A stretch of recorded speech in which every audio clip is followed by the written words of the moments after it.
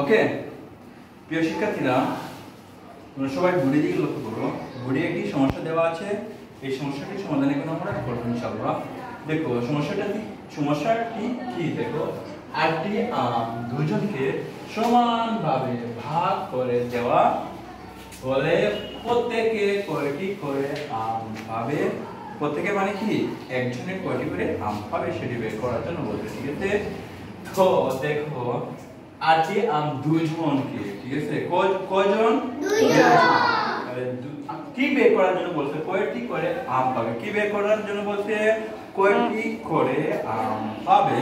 তাহলে দুজনে আম পায় কয়টি, 8টি। ওকে, আমি লিখতে পারি দুজনে, ভালো করে লক্ষ্য করবা, আম পায় বা পাবে 8টি।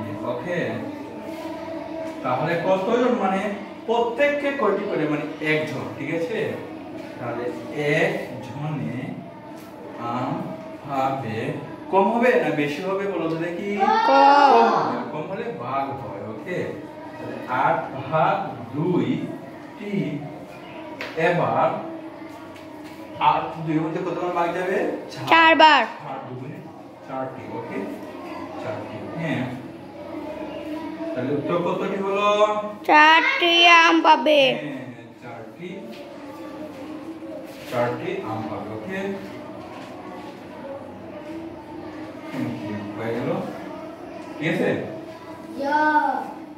একদম সহজ না, একদম সহজ, ঠিক আছে, বুঝতে পারছো।